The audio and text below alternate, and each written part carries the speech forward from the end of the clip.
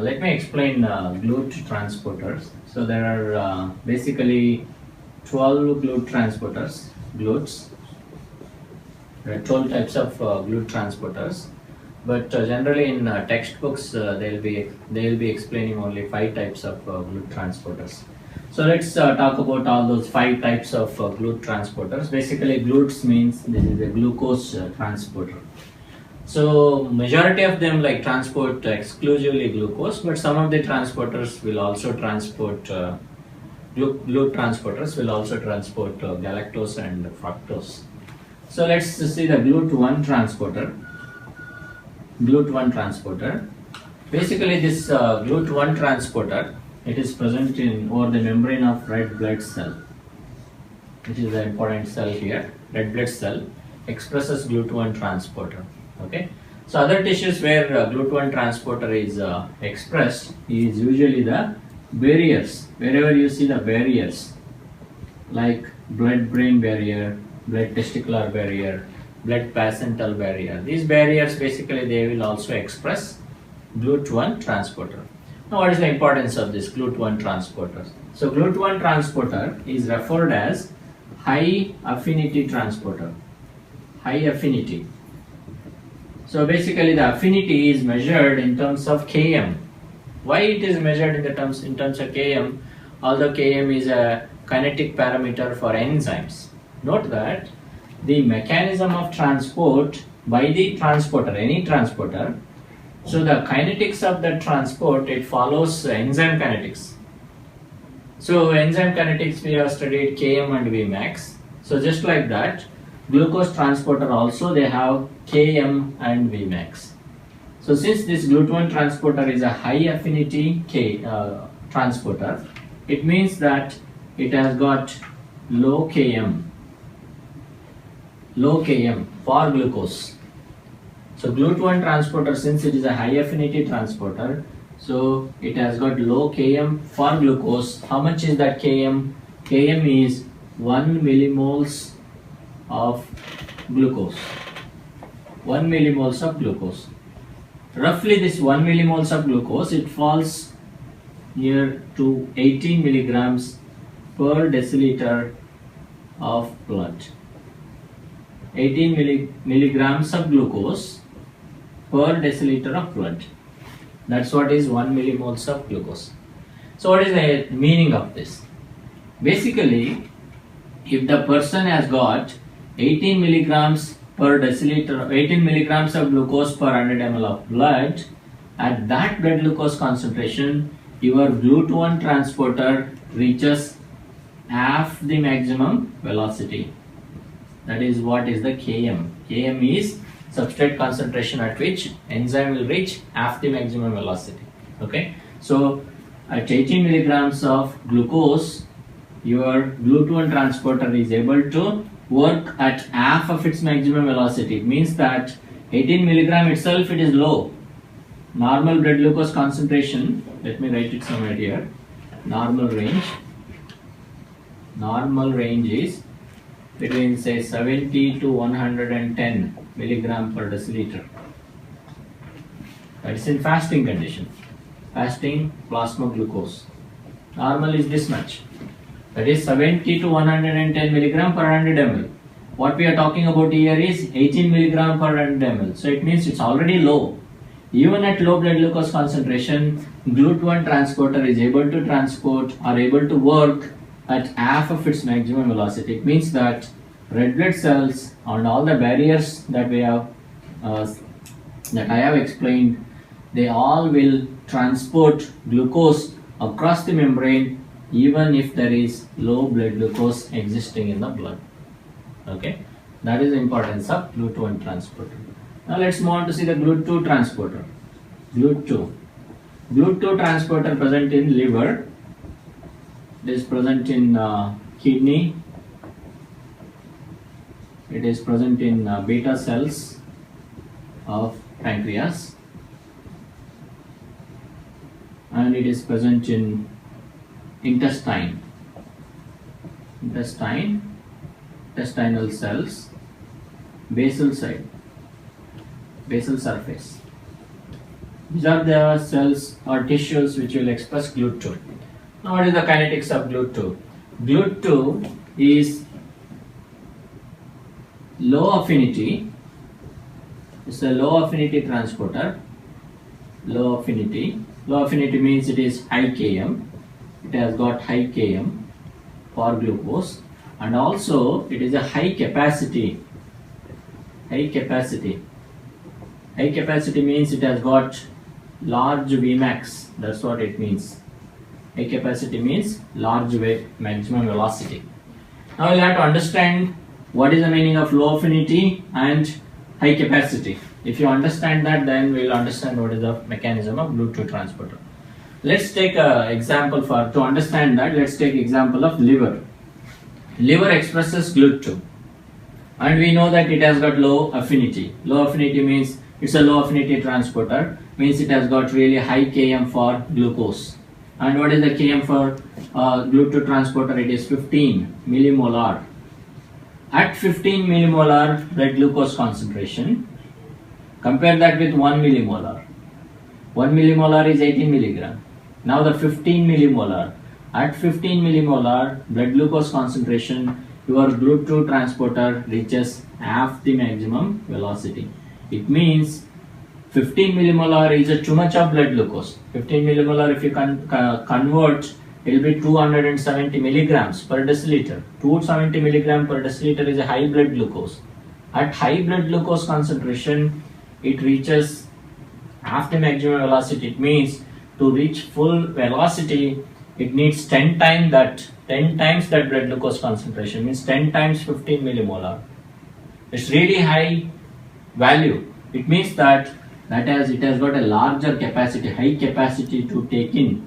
Means as long as blood glucose stays at higher range, GLUT2 is going to allow that glucose to get into the liver. Only condition here is for the GLUT2 transporter to allow glucose into the liver and all these tissues, means only when there is blood glucose concentration remains high, at that time they will allow glucose to get in. If the blood glucose concentration is less, GLUT2 doesn't allow blood glucose to get into these tissues. Okay, so that is why GLUT2 is a low affinity, high capacity transporter. Use of having high capacity is, if you have too much of blood glucose, at that time these tissues will take up glucose, particularly the liver will take up glucose and store that glucose as glycogen. So in that sense, liver will help in the normalization of blood glucose. It will try to maintain normal blood glucose level. Okay, that is why it has got high capacity. So similarly, kidney will also do the same thing, because it has got GLUT2. It takes blood glucose only when it is at high levels. Now the beta cells of pancreas, it will allow glucose to get inside whenever blood glucose is 3.9 millimolar. At that time, glucose can get inside the beta cells. Other than that, if any blood glucose less than this 3.9 millimoles, beta cells doesn't allow glucose to get inside. That's why it doesn't release insulin. So whenever there is more blood glucose or blood glucose exceeds this 3.9 millimoles, at that time only beta cells will allow, because it is expressing GLUT2 transporter. It's a low affinity transporter. So it means that whenever blood glucose is entering into beta cells, indirectly means that there is plenty of glucose in the blood. So it is asking beta cells to release insulin so that glucose can be taken up by other tissues to utilize it. Okay.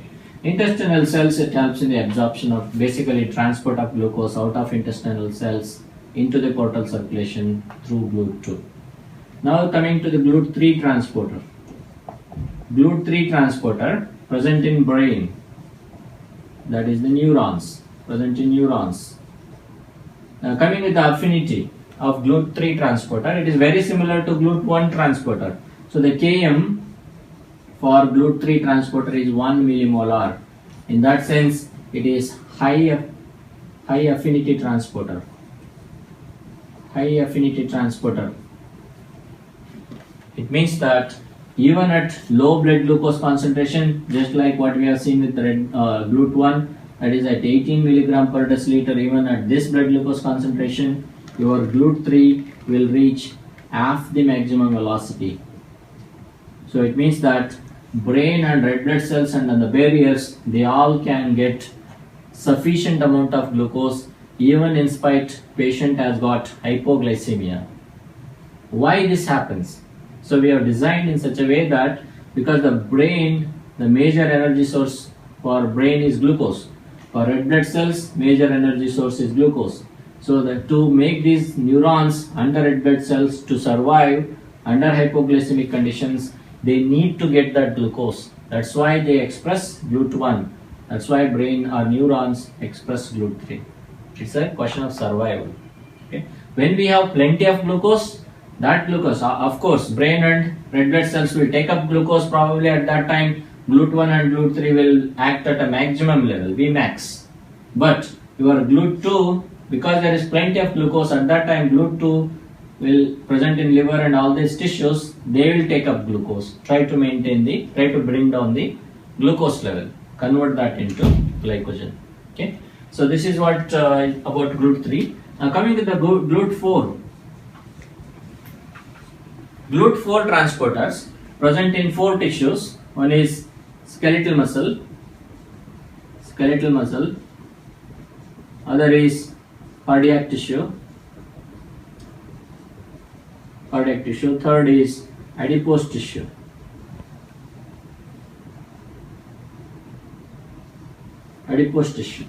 Basically these are the 3 tissues which will express GLUT4.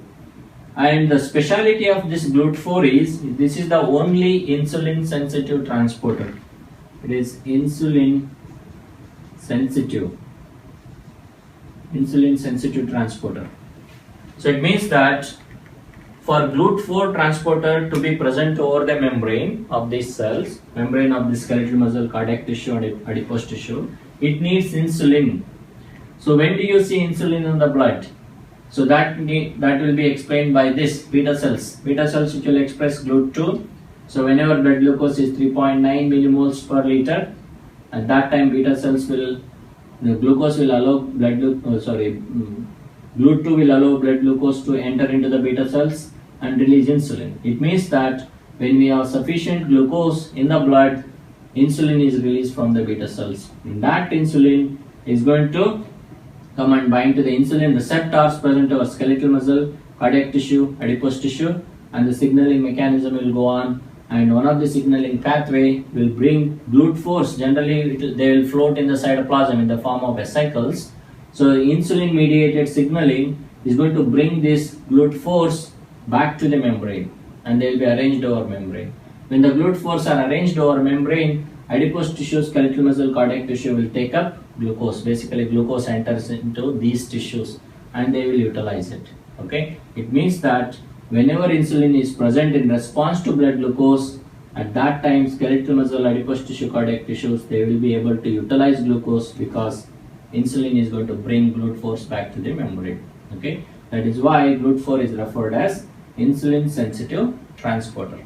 Okay. So why only GLUT4 is present in skeletal muscle, adipose tissue and cardiac tissue? Why they are insulin sensitive transporter? One of the explanation for this is the major consumer of glucose in terms of quantity, not in terms of grams per gram, that is neuron.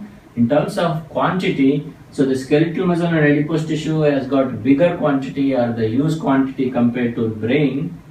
So they will consume much more amount of glucose.